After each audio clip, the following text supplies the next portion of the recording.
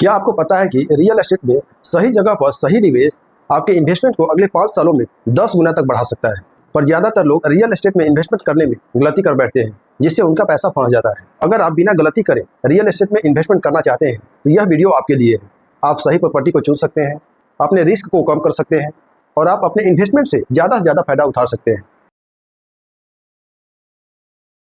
Property investment में सबसे ज़रूरी चीज़ जो आपको माइंड में रखना होता है वह है लोकेशन का।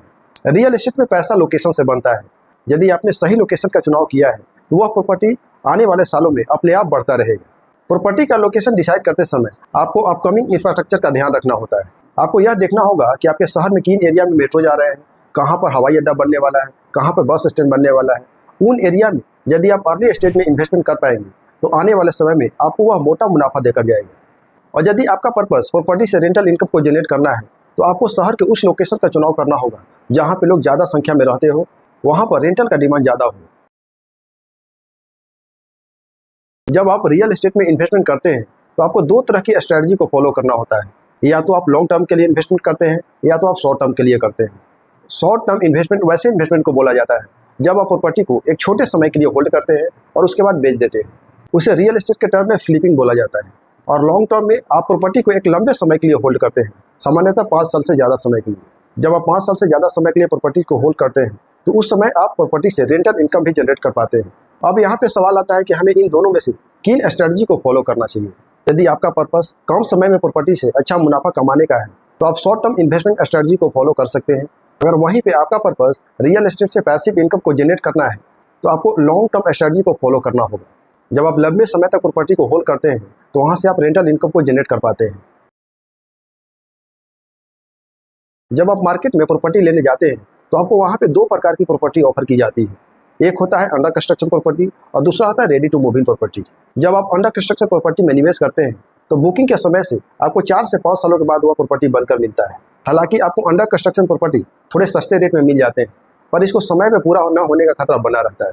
दूसरा होता है ready to move in property, जिसमें आप पूरा पेमेंट करके उसमें आप तुरंत शिफ्ट कर जाते हैं। यदि आप property investment point of view से लेते हैं तो आप पूरा पैसा देकर तुरंत उसे रेंट पर भी चढ़ा सकते हैं। यदि आप अपने इन्वेस्टमेंट से ज़्यादा पैसा कमाना चाहते हैं तो अंडर कंस्ट्रक्शन प्रॉपर्टीज को इन्वेस्टमेंट के लिए बेस्ट माना जाता है। यदि अंडर कंस्ट्रक्शन प्रॉपर्टी समय पर बनकर तैयार हो जाता है और आपको हैंड ओवर हो जाता है तो आपके इन्वेस्टमेंट के लिए वह अच्छा साबित होता है। यदि आपके पास कैश है और कैश में प्रॉपर्टी को खरीदना चाहते हैं तो यह अच्छी बात है, आप किसी भी प्रकार का हेडेक से बचे रहते हैं। लेकिन अगर प्रॉपर्टी को आप लोन पे लेते हैं तो वहाँ पे आपको 2 एक्स्ट्रा बेनिफिट मिल जाते हैं। पहला है टैक्स बेनिफिट का और दूसरा लिवरेजिंग का फायदा आप ले पाते हैं। जब आप प्रॉपर्टी को लोन पे लेते हैं तो आपको कम से कम 30% तक डाउन पेमेंट जरूर करना चाहिए और बाकी की आप फाइनेंसिंग करा सकते हैं। और इस फाइनेंसिंग पर जो भी आपका EMI बनता है उसको आप रेंटल इनकम से कंपनसेट कर सकते हैं। हो सकता है कि रेंटल इनकम आपका पूरा EMI को कवर ना कर पाए, पर जैसे जैसे रेंटल इनकम बढ़ेगा वह रेंटल इनकम आपका EMI को कवर कर लेगा। और अंत के इस स्ट्रेटजी में हम देखेंगे कि रियल एस्टेट में रिस्क को कैसे कम कर पाते हैं। 3 वर्ड को समझना होगा: टाइटल चेक, मार्केट रिसर्च और डाइवर्सिफिकेशन। किसी भी प्रॉपर्टी के लिए टाइटल डीड उसका जरूरी हो जाता है, तो इस टाइटल डीड को अच्छे वकील से जरूर वेरीफाई करवाएं। दूसरा, आपको मार्केट रिसर्च में यह देखना होता है कि आप जिस भी एरिया में प्रॉपर्टी लेने के लिए फाइनलाइज करते हैं उस एरिया की कम से कम 50 से 100 प्रॉपर्टी को जरूर विजिट करें। उससे आपको यह आइडिया लग जाएगा कि उस एरिया में मार्केट का रेट क्या चल रहा है, जिससे आप प्रॉपर्टी को ज़्यादा पैसा देने से बच जाएंगे और आप ओनर के साथ बेटर निगोशिएशन कर पाएंगे। और तीसरा है डाइवर्सिफिकेशन। डाइवर्सिफिकेशन से मतलब यह हो जाता है कि आप अपने इन्वेस्टमेंट को एक ही शहर में निवेश न करें, इसे अलग अलग शहर में निवेश करें। इससे आपका रिस्क बढ़ जाता है क्योंकि हर शहर का ग्रोथ पोटेंशियल एक जैसा नहीं होता है। यदि आपका किसी शहर में इन्वेस्टमेंट नीचे जा रहा होता है आप इसे दूसरे शहर से कंपनसेट कर सकते हैं।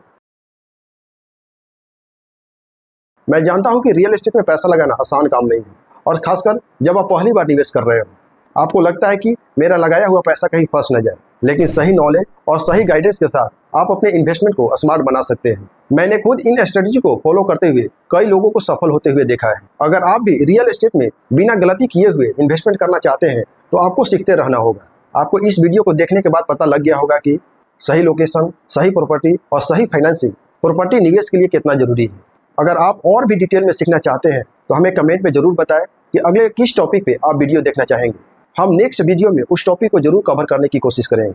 ऐसे ही नॉलेज के लिए हमारे वीडियो को लाइक करें और चैनल को सब्सक्राइब करें। और इस वीडियो को दूसरे लोगों के साथ शेयर करें ताकि वो भी रियल एस्टेट में सेफ इन्वेस्टमेंट कर सके।